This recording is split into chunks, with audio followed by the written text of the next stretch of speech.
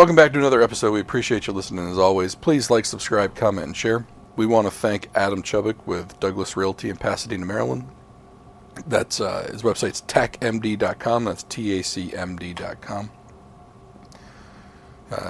Real estate market right now is incredibly difficult. As someone who isn't working with an agent, it can be extremely difficult to navigate the situation right now.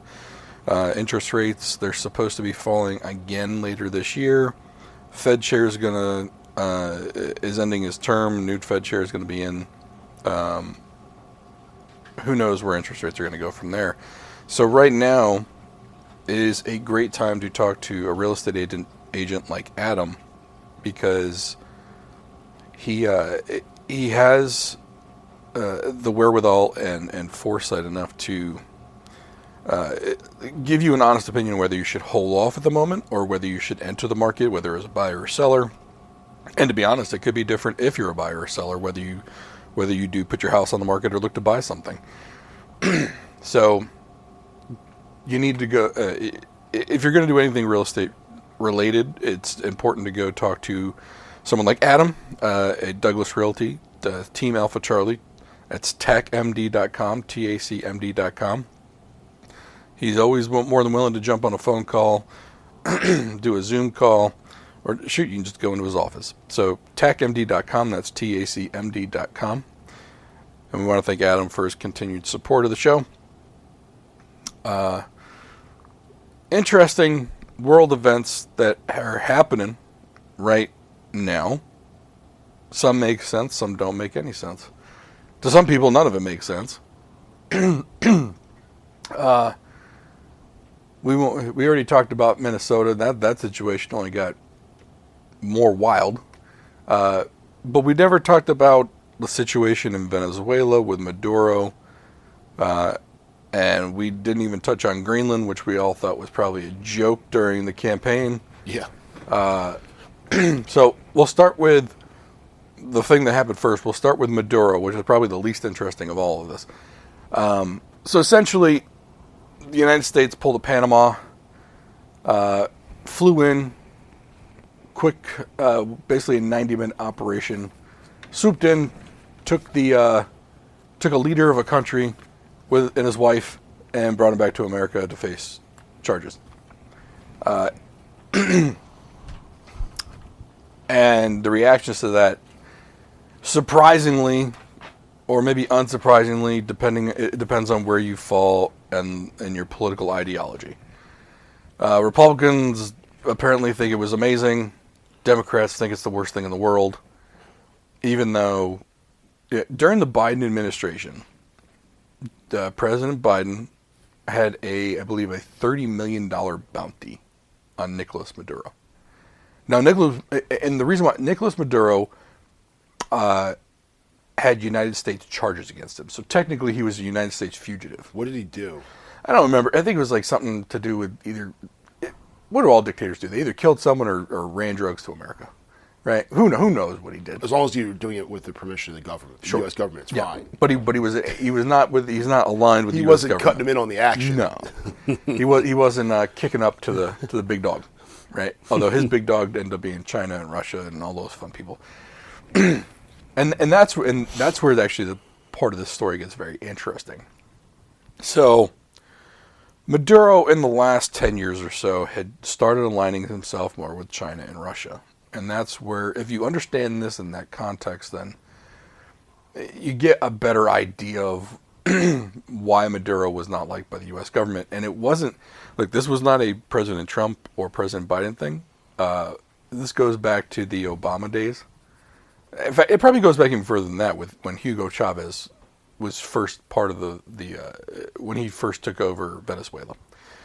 And then the issue became that Chavez nationalized the oil companies, which ended up kicking out the United States oil companies and British oil companies. So British Petroleum, Shell, I think, is one company. ExxonMobil, Amoco, some of the others. Essentially nationalized the drilling operations. Mm-hmm. And so those companies, after all the money they sank in there, basically got the boot. Yeah. All right. And Venezuela formed a company called Citgo. I And thought we already had Citgo already existed, right? we have Citgo here, Yeah. but they were getting oil from Venezuela. So when we were importing oil from Venezuela at the time, Citgo was the Venezuelan oil company. Okay. Kind of like, I think Valero is Russian. Something like that. Yeah. So very similar.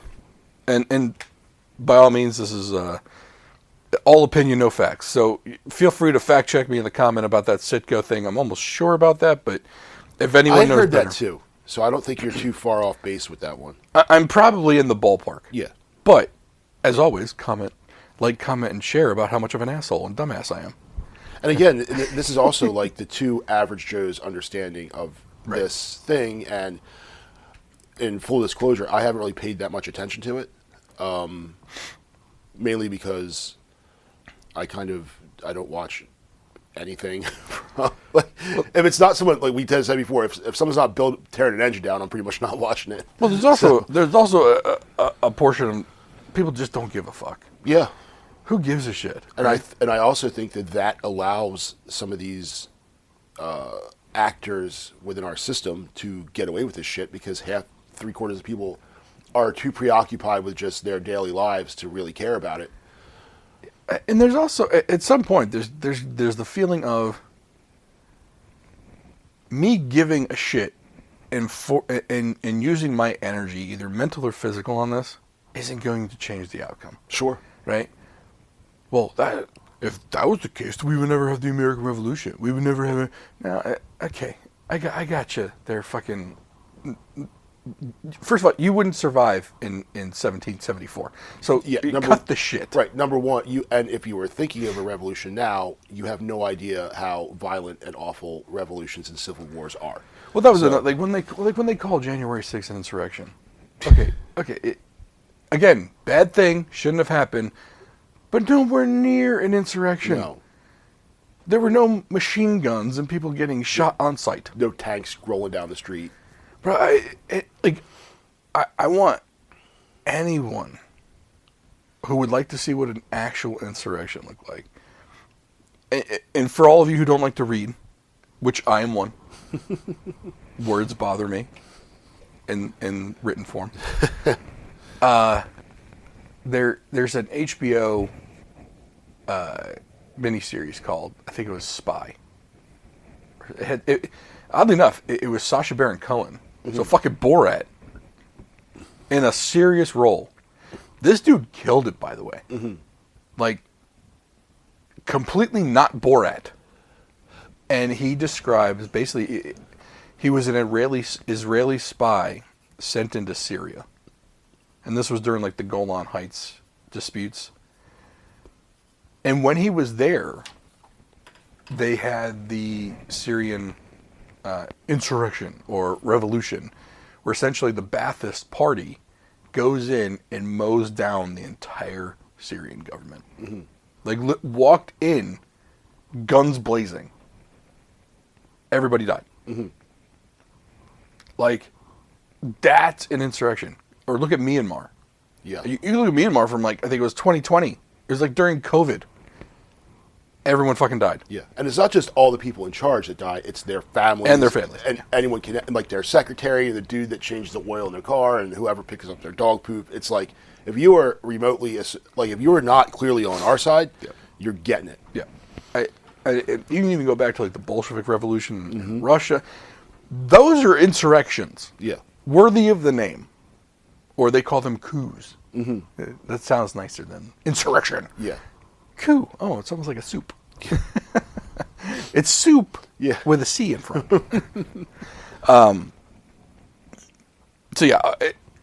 So back to Venezuela.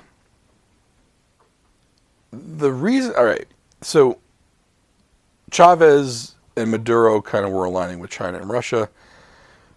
Essentially, you couldn't starve China and Russia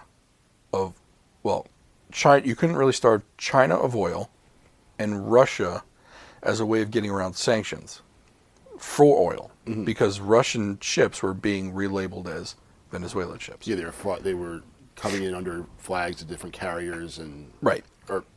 Yeah, and so essentially they were basically saying, okay, look, we can't have China and Russia in our sphere of influence. Now, that's a little hypocritical because we're in Taiwan, South Korea, and Japan right next door to China. But because they were in Venezuela in our hemisphere, we were like, no. Yeah. But then again, we let it go for 25 years. Well, and the thing is, and then China was also in Panama for a while, too. Yeah. And now, I understand that. And I understand the national interest of not having that there, but I disagree with the way we always go about doing these things, which is through regime changes and dropping bombs and nation building, which we can't get Baltimore straight. right. And we're going to go topple a government of a foreign country of which we don't share any values, culture, language, anything, and then go and say, oh, here's democracy for you guys. Like, it never, ever, ever works. Ever. Now, there are some success stories, right? Like post-World War II, Japan, Korea, say Germany, these nations that are, like during the 80s, the Japanese economy was the dominant. Every 80s movie was Japanese businessmen buying everything. Yeah, but then in the 90s, they had the hyperinflation and fucked it all up. Yeah, but still, Japan has a strong, solid economy. They do, yeah. Their society is it functions extremely well. The country's immaculately clean. Everyone's almost absurdly polite. And I'm speaking in broad generalizations. So if someone was in Japan and some guy was an asshole to him, then okay, that's fine. But my dad went there a lot for work, and he was telling me a story, like some lady left her purse on a bus bench or something. My dad said, hey, is anyone going to get that? And the person was said, no, it'll be fine. She'll come back and get it. Well, won't someone steal it? No, not here. And that's here, like, if you leave something, like, that means you don't want it. Or it's a bomb. Yeah, right, yeah. Yes, of course, because everything's a bomb. Yeah. So, leaving something in your car in plain sight is, like, that means you don't want it. In some place, that means, you don't want that laptop because you left it where I can take it. It's a donation bin. Your vehicle is a donation bin. Correct. Yeah. So I don't know what I think what really ended up prompting the Trump administration to go in was because he was cooperating with Russia on the oil, like actively. But we created that situation too. We did, and that's there's so many different nuanced points in all this, is whether it was right or wrong to do. And I'm not saying whether it was. All I'm saying is, if you're trying to fight one thing, but you've got the other thing undermining all of it, you've got to take care of the thing undermining all of it. Mm-hmm. So, and then the other part of it, and this is where I don't understand it, is why, like everything else, is it a political divide on whether you agree or disagree? And not all Democrats, I guess I should say this, disagree with it, and not all Republicans were on board, because you got the America First people, where it's like, what the fuck are we doing? Yeah. You said you weren't going to do this foreign war shit. Mm-hmm. And then you've got the Democrats saying, who were like more about people's welfare, like they actually care about other people. Like, well, yeah, people couldn't get basic needs. And there was a report done, I think it was by Vice years ago. Like, even something like feminine hygiene products were either super expensive or rarely even in stock. Mm-hmm. Like, not even there. Right. Basic necessities. And, yeah, so some people were like, look, yeah, sometimes we go into, like, fuck shit up. But this was like, if people can't get basic needs and necessities. But, I mean, who knows where else in the world that is. So I don't know if any of these are justifications for doing it. I guess my point in that thing is it was very, whether you liked it or not, it was just super hyper partisan. Like, what are we doing? Like, it's so weird. Like, a lot of liberals used to be super anti-war. Yeah. And when Biden started and Biden and Obama just decided to just drone strike the shit out of everybody, all of a sudden it was great. Trump does it and it's bad. Right. Well, before all this, you were it's bad all the time. Mm-hmm. So why isn't it still bad all the time? And like the same thing with Republican side. It's like, fuck, man. It's like, it used to be conservative fiscally, and now you're like, well, he had to raise the deficit. Yeah. No. Yeah. What was the Trump? They just increased defense spending by 100% or something. Like, it's insane. So, yeah, it's a large amount, which is strange because we spend more than the next 10 countries combined. Oh yeah. And I mean, like, as far as like NATO defense spending, we're 75% of that. Mm-hmm. And we're going to increase that. Like, what are we doing here? Like, we have all the satellites. Yeah. We have bases around the world. We're replacing our planes as we need to. Mm-hmm. We're maintaining the ones we have. Okay, where are we deficient here? We have 11 aircraft carrier groups. Yeah. And 11 is apparently the magic number. Can't have less than 11, can't have more than 11. So when they bring on the next new carrier, I think in the next year or two, mm-hmm. one will then be decommissioned. Okay. Or it turns out like a training one. Yeah. But they will only have 11 active aircraft carriers. Right. Groups. And that's like, there's a certain reason for that number. And I don't remember what it is. But, so I just want to know where are we deficient here? Like, how many airplane programs have we just poo-pooed because it didn't work out? Mm-hmm. Never mind the fact we have planes that nobody even knows about. Mm-hmm. Like, apparently, there was a situation in the South China Sea where a Chinese helicopter, the Chinese thought we were in Chinese waters, and we weren't. We were in international waters. Mm-hmm. So they sent out a helicopter to confront an American helicopter. It was a Black Hawk helicopter. And apparently the Black Hawk helicopter, they didn't do anything. They were just doing what they were doing. They were tracking a Chinese sub. Mm-hmm. And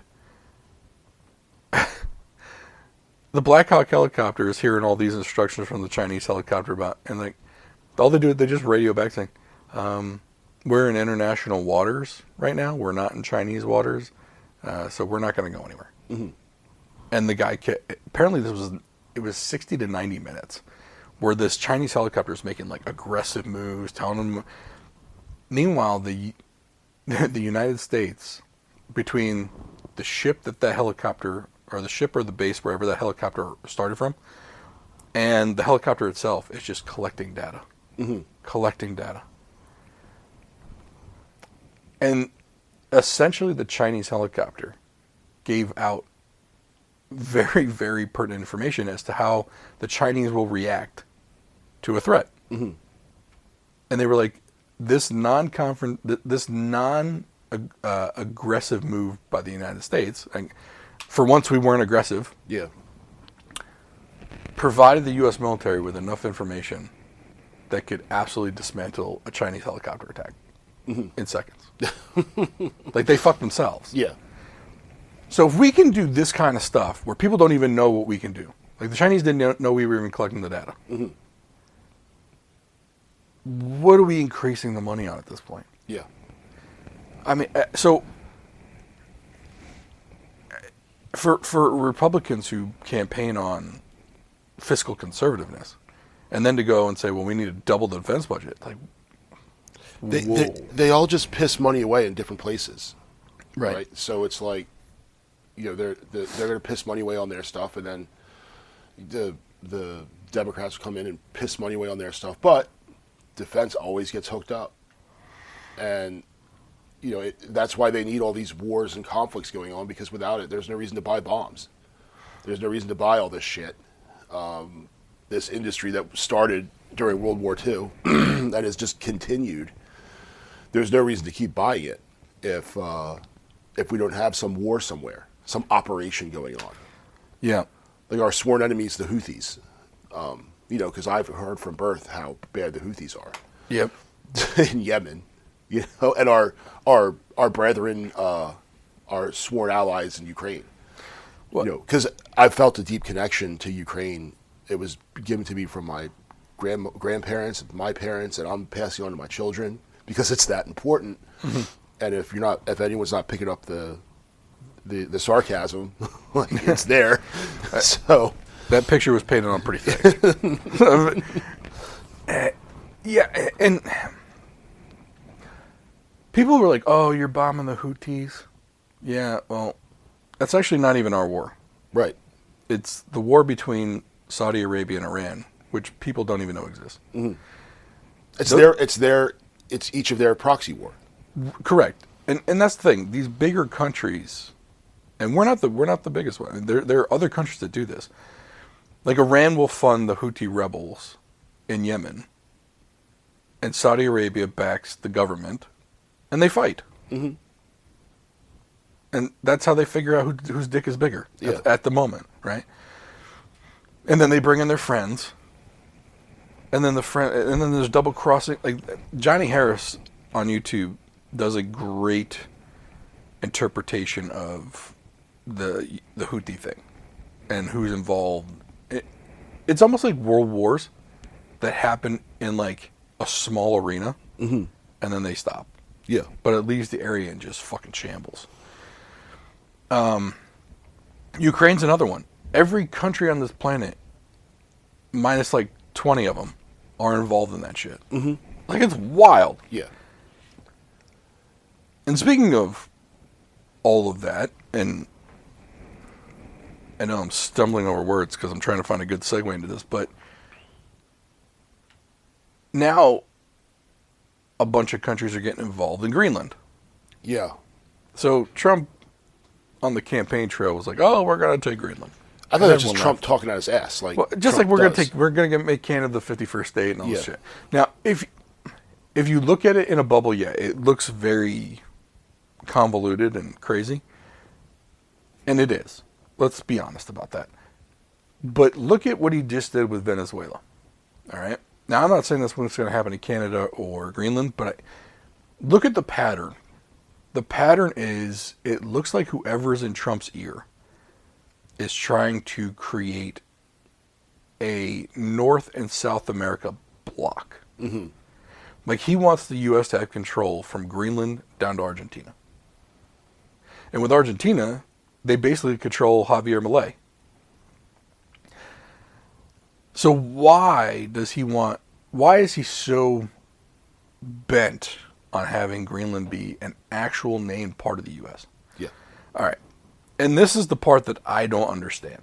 And then the other part of it is that the whole thing with the other NATO countries being like, "Oh, we're going to send troops over there to train and shit. And that's going to show the United States." It's like, boss, we outspend you for militarily. Even if you added up all the NATO countries, I think it's literally 7-1. Mm-hmm. You have no fucking shot. It's all performative bullshit. And you're now dealing with an administration who doesn't care about performative bullshit. Like, say what you want about them, but they know all the training they're doing up in Greenland right now. Mm-hmm. They don't give a fuck about that. Yeah. Because they know in 5 seconds, all your shit's gone. Like, 90 minutes. That's what they did to Venezuela. Uh-huh. And Venezuela had Russian and Chinese anti-air defenses, which didn't fucking work. Shocker. Yeah. Just like, and that was like, why did we bomb Iran? Because we were testing the Chinese anti-air defenses. Yeah. Which didn't fucking work. Mm-hmm. And the Chinese blamed the Iranians for not operating it properly. Right. Well, that led to the Venezuelan thing. Mm-hmm. So basically, they're testing these air defenses out and finding out that nobody has shit. Yeah. Okay, so then we're talking about the performative shit in Greenland. I don't understand. If you don't have the cards to play to talk tough, don't talk tough. Because it's just going to make them more pissed off and go even further. Mm-hmm. We've seen this fucking game plan. The other side of this, why on earth do we need to own or have Greenland as an actual U.S. territory, or what they call a COFA? Okay. So a COFA is like what we do with Micronesia. Okay. It's the least connected type of agreement. Essentially, they use the U.S. dollar. We're tied politically and financially, but they're not a territory. They have no voting rights. But they have the full protection of the United States. Mm-hmm. Okay. Greenland, as a part of Denmark, already has NATO.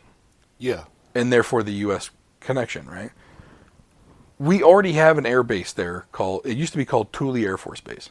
It's now called like Petronaf or whatever. It's got a bunch of P's and F's in it, and we still operate that base. Now we used to have like 7 bases in Greenland, and I think if we went to Greenland and said, "Hey, we like to unmothball some of these," the answer would be sure. Yeah. Like I don't think there'd be any pushback. And so, everyone's like, "Well, why do we need Greenland to begin with?" Okay, that's another issue.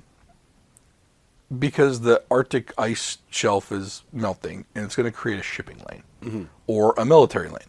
So we do need access to it, right? But again, it's Canada and Greenland on both sides of it, Yeah. which we both had good relationships with, both part of NATO.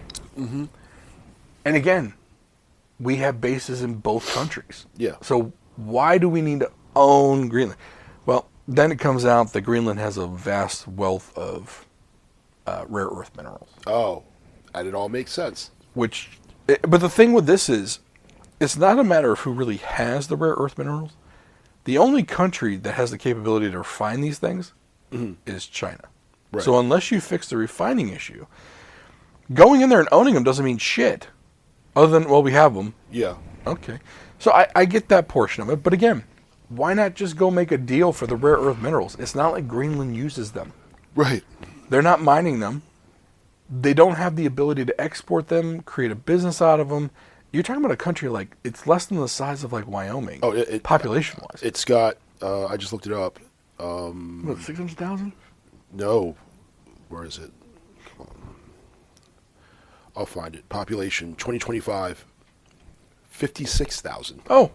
So it's like smaller than the city of Annapolis. Yeah. Yeah. So they're not developing this shit. Yeah. Denmark has shown no interest. So I think if you went there and just said, hey, look, what do you think about letting our companies go in there and grab some of this stuff? Yeah. Sure, man. Go ahead. We'll make all these 56,000 people will all of a sudden have all kinds of jobs and money and. Well, and the thing is, like, you're going to pay for it. Yeah. Right. So, and you know what? We'll kick back, a couple mil, 3-4 million each year, 5 million, 10, whatever the dollar amount is. Mm-hmm. We'll kick it back to the Greenland government. You disperse it to your people. Yeah, and we're not dealing with. Denmark isn't exactly a world power. No, I mean, they're not trying to fight anybody. Yeah. And again, it's a NATO ally. Yeah. Like, this benefits them. I don't understand the point. It's like the whole thing with, like, arguing with Canada over some shit. Now, I kind of get it because Canada has oil we use. Mm-hmm. They apparently have the type of oil that we use. So does Venezuela, by the way. Mm-hmm. Like, we have oil in this country, but we can't use it. Other countries use our type of oil. So we export a lot of oil. But apparently, a lot of the western provinces are pissed off. So western provinces in Canada are pissed off at Ottawa. Yeah, we did a show about it a Yep. couple months ago because I think it's Manitoba and Alberta It's Alberta, Saskatchewan are the two biggies. Yeah. Manitoba is the bookend to the east. British Columbia is the bookend to the west. Yeah. And British Columbia, Vancouver is just Canadian San Francisco. Yep. Yeah. But they realize that they can't survive without Alberta. Yeah. Because that's where the oil is. And then Saskatchewan is all, and Manitoba are all, that's where the farmland is. So. And their rare earth minerals, along with the Yukon territory, which like 3 people live in. Yeah.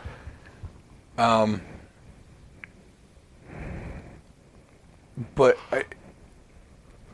the thing with Canada is, so for people that, and this is going to veer a little off the path a bit, Canada is run essentially by the World Economic Forum. And for those that don't know, look up World Economic Forum. They own very wealthy people from Europe and America, and they control a lot of the big financial institutions and also A lot of the world leaders right now, not a lot, some of the world leaders strategically placed. They're part of like the World Economic Forum Young Leaders group, and young is just a term they use. They're in their 50s and 60s and shit. 40s, 50s, 60s. Like Justin Trudeau is part of it. Mark Carney is part of it. And a lot of the parliaments and these governments, and there's a lot of people involved. And they're in the U.S. too. But they have a different worldview. They have like the whole collectivist worldview. Yeah. Like they're the people that say you'll own nothing and like it. Right, and eat bugs. Or you'll own nothing and be happy. Is Klaus Schwab still... Yeah. I always find him funny because he literally looks like a Bond villain. Making a movie about that dude will be the easiest thing ever. Oh yeah, because you don't even need an actor. No, just do clips of him saying things. Like right, he's got the evil sounding accent, the Germanish accent. Yeah. Like my God, man, you couldn't have written a better villain. Right. And one day there probably will be a movie about he looks like Dr. Evil. A wrinklier version. Like all he needs is the bald cat in his arm. And Mini-Me. Yeah, he probably has one of those. Rich people have a lot of shit. He probably has a penis rocket like Jeff Bezos. Jeff Bezos probably made him a penis rocket. Yeah, the dude who was the little person in Vern Troyer. No, there was part of. Remember, Limp Bizkit had that dude that would come out. Yeah. That's his retirement gig, is being Klaus Schwab's Mini-Me. Oh man. Wonder what Vern Troyer's doing these days. I don't know. Yeah. Probably counting money. Or like he's a drug addict. I think that there's two paths. You know what? You need money to be a drug addict. You do. So he's probably counting that money and then snorting it. So either way, get yours, Vern. Unrelated, I had like a bit of a weird, for like one of my workout playlists. I was just kind of like, it ended, and then you know how like Apple Music will just play like, and it started playing Limp Bizkit, and I was like, wow, this is, and I remember listening to it when I was in my. It seemed like every kid, person our age in the early 2000s, like without fail, there'd be some tricked out Acura Integra rolling by with Limp Bizkit blaring out of It was that old Outcast lyric? Yeah. Speaker box blasting like two midgets in the backseat wrestling. Yeah. You just hear the license plate. Like, do you not hear that inside the car? Right, it's like, put some dynamite on that, dude. Right? Oh, yeah, a little foam around the license plate would just solve that. Killing me with it. That and your fart box muffler. Yeah. Killing me with this. Yep. Fix your shit. The fart cannon. It makes it sound like your car is broken. Yeah. All the time. Anyway, but yeah, so. But we shouldn't stray off of Limp Bizkit. So that Nookie song fucking hits still today. This day. Yeah. Okay. And then Break Stuff. Yeah. Another one. I think that bassist died. Yeah. The guy with the blacked out lenses. Mm-hmm. He was trying to look like Gambit from X-Men. Yeah. I wonder what Fred Durst is doing now. Just collecting royalties. And there's a whole thing where he said he banged Britney Spears. Mm-hmm. Wait, was that Eminem did something like that? It was Carson Daly and Fred Durst. Yeah. Arguing about who she first. So stupid. The 90s were weird. Yeah. It's like basically like everything. I would trade the 90s for whatever the hell this is. Very true. Very true. But it was also like it was basically everything the 15-year-old kids like just talk shit about, which was dumb as fuck. Yeah. Like, ugh, okay, we were stupid. Yeah. But yeah, no, way better than whatever the fuck this is. Can't figure out if they're he, she's, it's, theys, thems, z's, zems, all this other shit. Like, what the fuck? Yeah. And I think it, like, from what I remember of the 90s, like, someone would come out and say, oh, yeah, I'm a they, them, and no one would give a shit. Like, okay. And people be like, what's a they, them? Yeah. And it would go, hey. All right, well, listen to Limp Bizkit. All right, they, them. That's it. I don't know if you ever saw the skateboarding video where this androgynous-looking individual was doing, trying to do a kickflip on a skateboard, and ends up getting him right in the middle. Oh, and it was like the chant. The comments were like chanted. Yeah. But like the comments were, and like one of them was like right in the they them. Yeah. Oh man, that's still by far one of the funniest videos. Oh like, yeah. Like I watch it without the music. I don't want to listen to it. I just want to read the comments. Yeah. Fucking just, I will cry laughing every time I watch that. Yep. So, I would love to know, like, if anyone actually knows why all this shit's happening, I would love to know why at this point. And of course, you got your cynics saying, "Oh well, it's just politics," or "Oh, it's a money grab," or "It's an oil grab." Like, they said that about like the Iraq War was an oil grab. Did we get any of that oil? I don't know. I feel like if we were getting some of that oil, we would have known. Like someone would have said something about it. Well, I remember back in like 2008, 2009, like I think W. Bush had like done his freaking landing on the aircraft carrier in the S-3 Viking, like declaring victory, and then oil was like $6 a gallon. Well, no, that was 06, 07. 08 was Obama. Yeah. So it's like 06, 07. But yeah, remember oil prices skyrocketed? Yeah. It's like, and I remember thinking to myself, like, did we just take over a country that's all oil? Right. Like, didn't we solve this by blowing up some people? Yeah. No? Fuck. They don't give a shit. That's the thing. Like, they're like, oh, who cares? But. And of course, the video going around now is from an old Chappelle Show skit. Mm-hmm. Where it was like the Black Bush, or he was the Black George Bush, and so he was the president. He's talking like the longer form skit's funny, but there's the one where he's doing a press conference, and they ask him a question about invading Iraq, and he's like, "What do you?" They're like, "What do you think the UN's going to do?" The UN? What are they going to do? Like. Who do you, like the UN's army? That's us. Like, oh wait, you ain't got no army.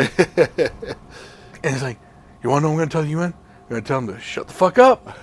And he goes and leans into the microphone and goes, "Shut the fuck up." And it's fun. But the thing is, though, there's so much truth to that skit. Oh yeah.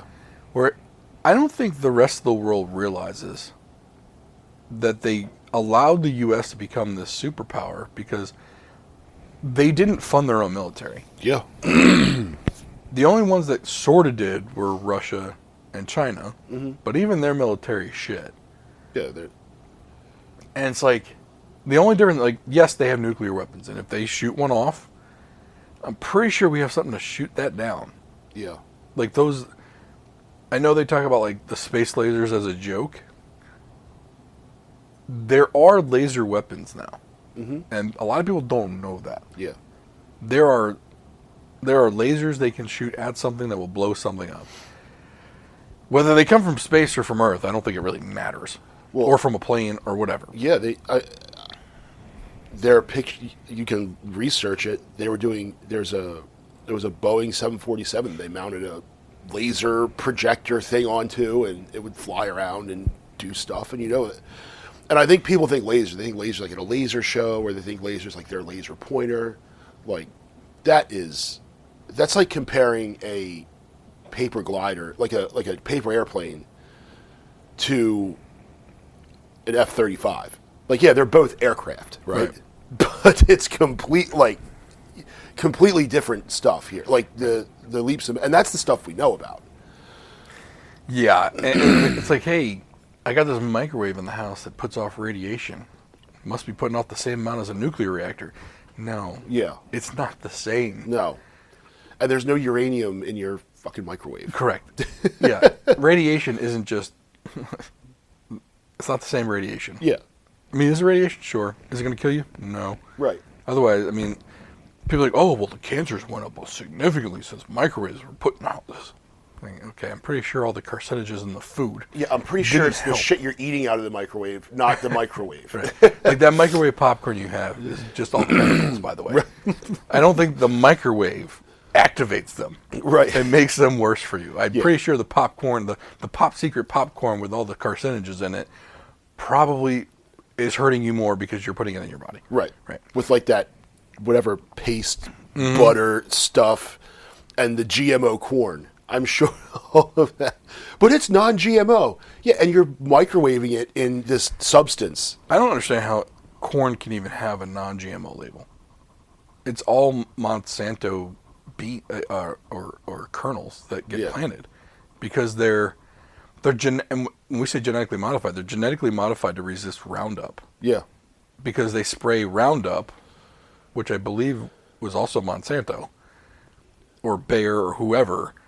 So basically, they're like, okay, this is the herbicide or pesticide that works, so the animals won't eat the crop. We're going to create a kernel of corn that can be planted in the ground that when we spray Roundup on it, won't kill the kernel of corn, so the corn will grow, but all the other stuff around it will die. Right. So rather than having to go and individually weed the fields or whatever, we can just dump it on the entire field with an airplane. Right. Bunch of glyphosate. Yeah. Just going to dump it on there, and this kernel of corn will not die. Right. Like, what the fuck? Like, that didn't kill you. That's not killing you at all. Because there isn't a lawsuit out there, class action lawsuit, about glyphosate causing cancers. That's not out there. Mm-hmm. Might want to Google that one. I also may have some personal experience with that lawsuit. But yeah, going back to the original thing, I don't understand. And look, maybe this is like that 5D chess they keep talking about that I just don't understand about, like, it's the chaos theory. Like, if you're doing 10,000 things at once, they're not going to figure out which of those 10,000 things you actually want to do. Mm-hmm. It's like all the lawsuits and stuff. And like, well, he lost this lawsuit, he lost that lawsuit. Yeah, but how many did he win? Right. Like, it's like I think they realize they have a limited amount of time to do certain things. Yeah, certain things are more important than others. Because as he came in, he kind of came in as a lame duck because he can't run again. So, there's that piece there that is very. So yeah, he has to come out with a bunch of bravado, and then there's also knowing he can't run again. There's no penalty for. Now, yeah, they can get killed in the midterms, which I think they will. And it's nothing from what the Democrats are doing good, because they're not really doing anything good. Yeah. They almost don't have to do anything. I think, in fact, everything they are doing is actually hurting them. But when I look at all these things, so I said earlier, like, we try to do all these world building, like nation building and all this shit, and it never works. Because, like, we can't get Baltimore right, we can't get Chicago right, we can't get Appalachia right, we can't do any of this stuff in our own country. Mm. But then I look at the examples like North Korea, Japan, and how those nations were rebuilt after World War II. Like, we dropped nuclear weapons on Japan. We didn't do anything to Korea. The Japanese did all that, and then it was the Korean War, and, so pretty much 70 years, right? They've gone from being war-torn, essentially. Korea's history has been one of either being dominated by China or dominated by Japan. It just goes back and forth. Well, now South Korea is one of the largest economies in the world. And then also influential in other spheres, like look at all the K-pop influence and all these things are, and they have a big automotive industry.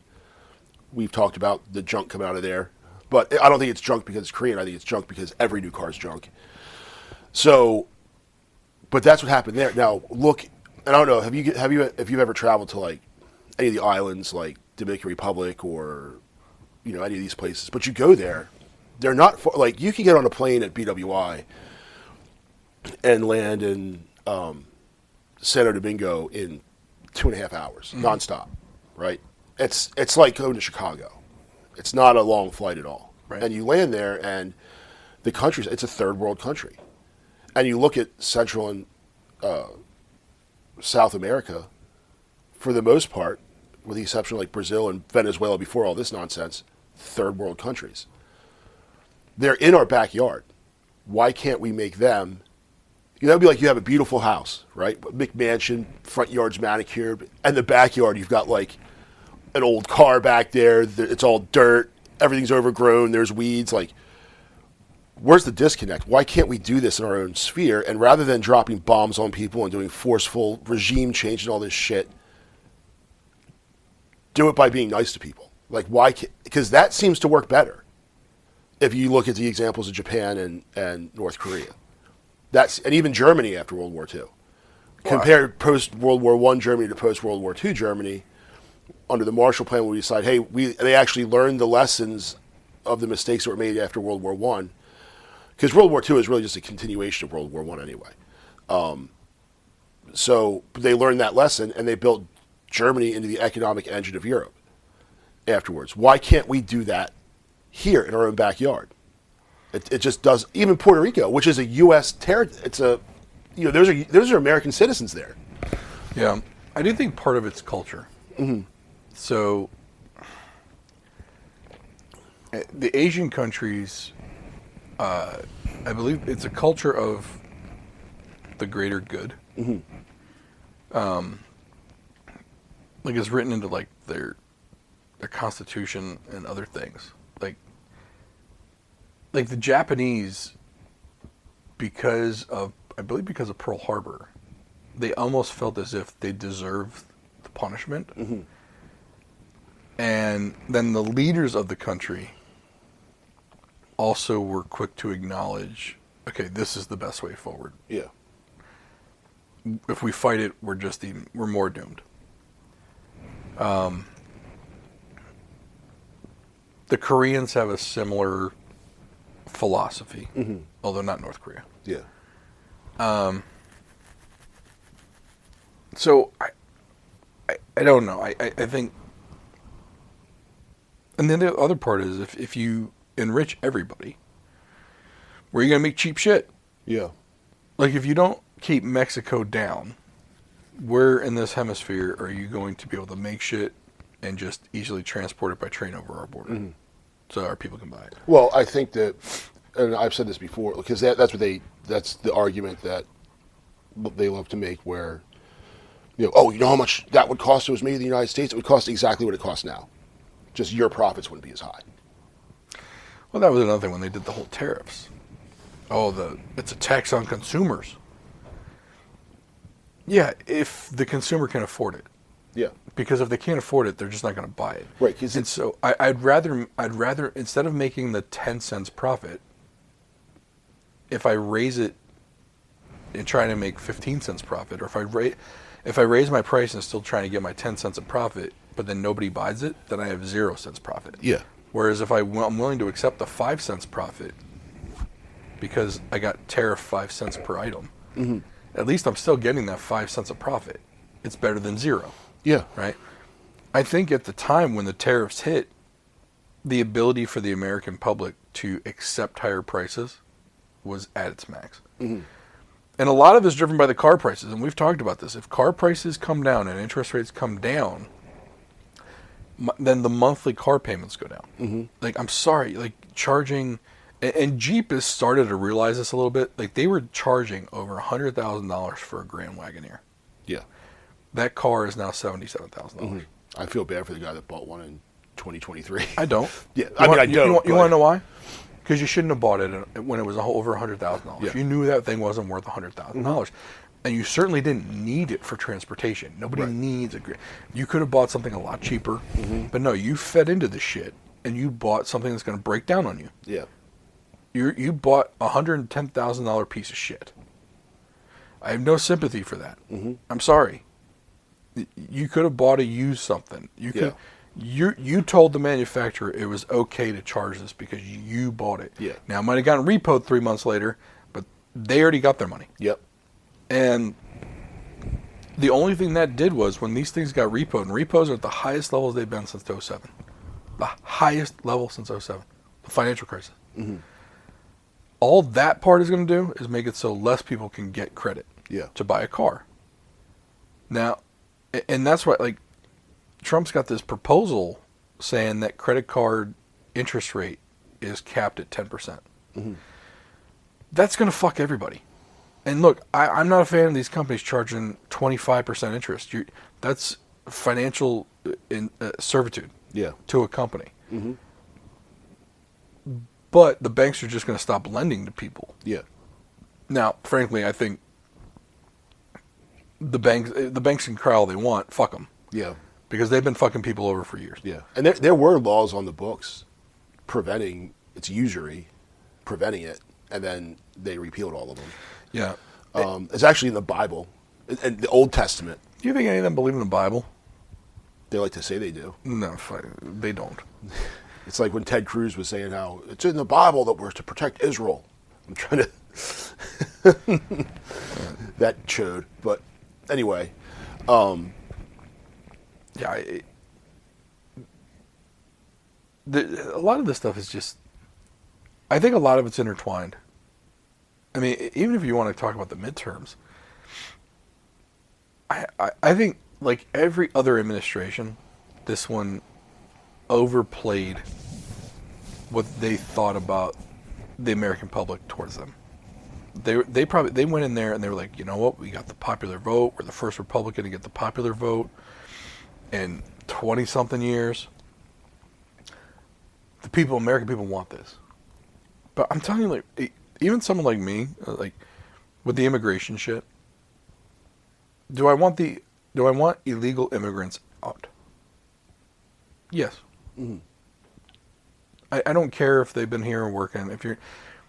You can get a 5-year. Apparently, immigration, you can get a 5-year work visa, and if you're here for 5 years, you don't fuck up, you don't do anything, you can then apply to take the citizenship test. Yeah. That from what I understand, that's the path. I don't know how much it costs. But if that's what it takes, then everybody knows it, and you've been here for 20 years and you haven't done it. Mm-hmm. Come on now. Yeah. You can't, you're going to blame Orange Man bad for that? Yeah. But at the same time, you know, when he first took office, like, we're going to go after the criminals, right? Okay. Not all these people are criminals. And then they redefined what it was to be an illegal immigrant. Yeah. Like they then said like green card holders weren't lawful. I guess there were like 5 different categorizations, or maybe there were 6. 3 were legal, 3 were not. And then they made 2 more of them illegal. Well, so you changed the definition of illegal. And here's the right doing the same thing they bitched about the left doing, which was, oh, you're just going to change the definition of things. Right. And here they're doing the same thing. And I just kind of sit back and, you know, all the big censorships of late started during COVID and under Democrat control. So unfortunately, they're the ones that have to own it. But now the right's... They don't. Right. But now the right's doing it. Mm-hmm. And, you know, that was one of the warnings was like, you know, censorship is great when you're in control, but eventually you're not going to be in control. And here the right is just redefining things. And then again, all these, the left-leaning politicians like to go and stand on their pulpit and talk about how, you know, these are historically oppressed peoples and we're going after them and we're not going to help and all blah, blah, blah, blah, blah. But when you look at, if you're to go after criminal, illegal aliens, right? Your MS bangers, your Trende Araguas. Yeah, your real bad guys who are here illegally and go get them and get rid of them, I don't think anyone cares. No. The people who really don't care are the people, because these guys aren't in our neighborhood committing crimes and killing people and terrorizing our communities. They're terrorizing communities of people who are like them, which are other people who are here illegally or legally or otherwise. So you're just using them to make your political point. You don't give a shit about their well-being. You don't care. You just want to be able to cudgel the other side with it. So you say, we're not going to cooperate. So now the other side goes and says, oh, all right, we're just going to take all of them then. And then, but that throws more fuel on their fire. So it's just this constant, they're just amping each other up. Well, and this was another thing. So again, I'm going to use a Johnny Harris video So essentially, there's two different types of methods that ICE uses. One is you have the orders to go get one person, and you can only get that one person only. Mm-hmm. The other one is, and this is what the Obama administration actually was using, as you're going to get that individual, whoever else is in the area that you scoop up is fine. Mm-hmm. One way, that's not fine. You're only allowed to get the one person or the people you're supposed to go get. The other one is everyone in the area that also is illegal mm-hmm. can also be obtained. Yeah. And again, the Obama administration used this. So now the Trump administration is using it, and now it's a problem. Yeah. Well, you didn't say shit when Obama did it. Mm-hmm. You didn't say shit when I think Biden's the one that reversed it back to the single person.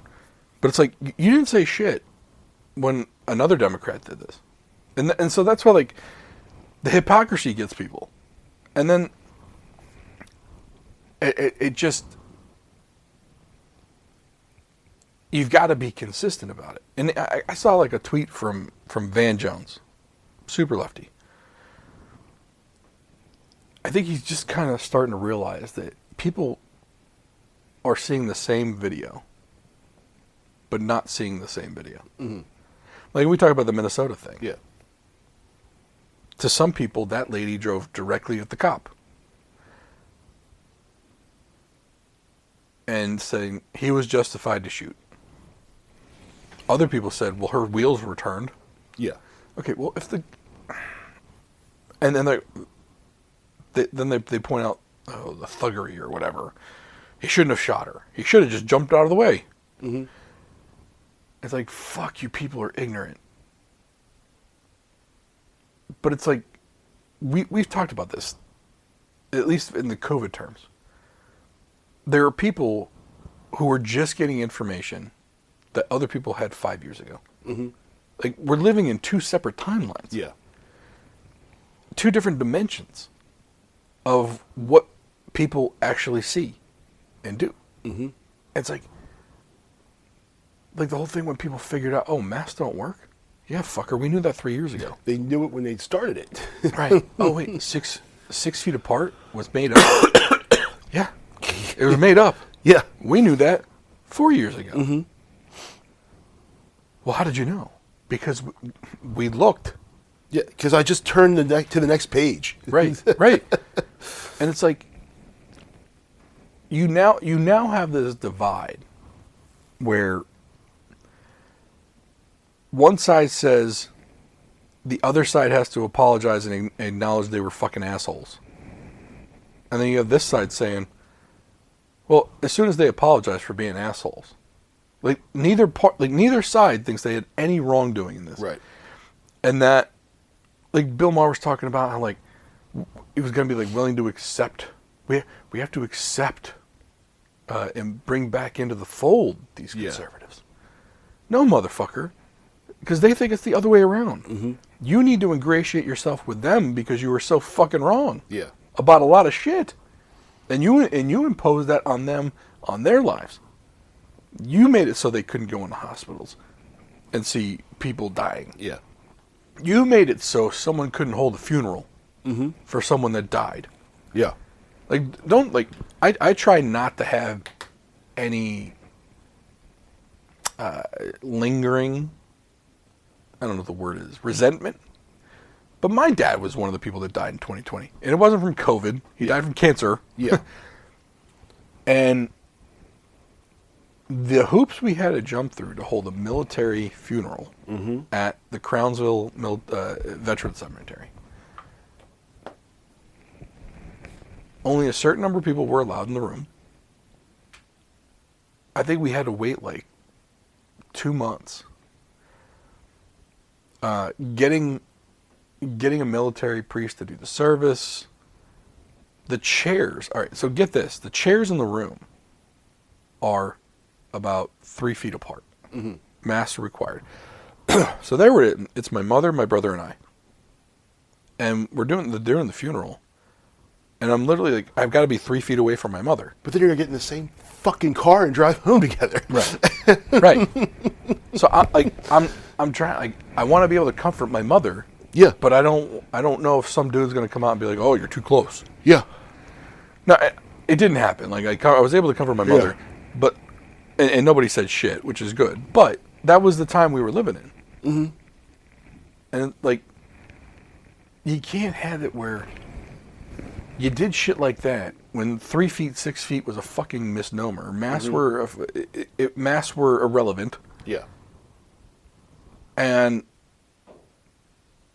you made me jump through those hoops for nothing. Mm-hmm. And people go, well, that was the information we had at the time. No, that's what they made up at the time. Yeah. They fucking made it up.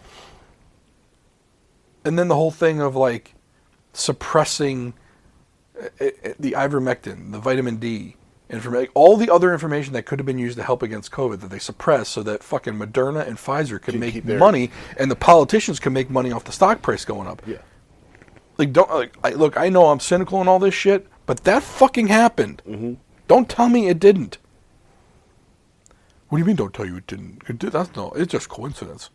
Yeah. That's a big fucking coincidence. Yeah. When all the things come together, Yeah. like one other thing and another thing come, but when they all come together, and you know they all those other things were when they turned Joe Rogan yellow, Mm-hmm. to make him look sick. To make him look sick. Yeah. And when anyone who knew anything about Rogan was like, and he said all the things he did, not to mention that he kept himself in shape. You know, the dude's 56 years old and is in awesome shape. So all those things together, but if any of that stuff was acknowledged, then the vaccine manufacturers lose their EUA. And because if there's other treatment, you can't have the EUA. Correct. And then I look at it going into all this other shit we're talking about. Who's pulling the strings to make money off of it? It's The Wire. It's just a big version of The Wire. Follow the money. It's legal drug running. Yeah. They just found a legal way to do it. At your expense. And anything's legal when you make the laws. Well, and it's like all the RFK shit. Like I guess the recommended vaccine schedule is now closer to what Europe has. Like, oh my God, we're going to be less safe. We're going to be less... Okay, the Europeans dumb? Mm-hmm. Are they not as good at medicine? Right. Or maybe, just maybe, the same fuckers that were at the NIH and CDC that fucked all of COVID up, maybe didn't know what they were talking about. Yeah. Maybe medicine is bought and paid for. Yeah. Oh no, that's way too cynical. Am I? Maybe the lobby groups and all. Yes, there are medical lobby groups. Yes, the organizations, the American Medical Association is a fucking lobby group. Mm-hmm. And yes, and the reason why lobby groups are successful is because they can tell a group of people what's what. Yeah. Because if I'm just an average general physician, I don't have time to research all these drugs and all this other stuff. So yes, I'm going to take the recommendation of my professional organization that I rely on for this information. Mm-hmm. And so that's why, like, I don't blame doctors, certain ones, but like, if you really want information on the whole medical situation, like Fauci, like there's a documentary called "Thank You, Dr. Fauci." If you can watch that in its entirety and still not think there's some fuckery going on in this country, then more power to you. Yeah, I need to watch it. You told me, you suggested that. I just haven't gotten around to watching it. It will make you angry as shit. Yeah. It's because by the time I have time to sit down there and watch it, 2 hour and a half, whatever, I'm going to bed. So, yeah. And to be honest, it's actually one of those documentaries. If you let's say you're walking on a treadmill and you can only listen to it. Oh, okay. Just listen to it. Yeah. Like it's the information is there in verbal form. You don't need to watch it. You can listen to it. So, but again, I think I don't, and this is probably how it's going to be from moving forward, where it doesn't matter what the politician does. If he's got the wrong letter after his name, you're gonna hate it. If it's got the right letter after the name, you're gonna love it. Yeah. And I don't know how we break this. I don't know how. So, thanks to Adam Chubbuck for sponsoring this episode. TACMD.com. That's TACMD.com. I want to thank you for listening. Please like, subscribe, comment, share. Sharing is what helps us most. Liking also helps because it gets in front of more people. If that's an ability that you have. I know all apps don't have the like button. Subscribing also helps. We appreciate you listening. We'll talk to you next week.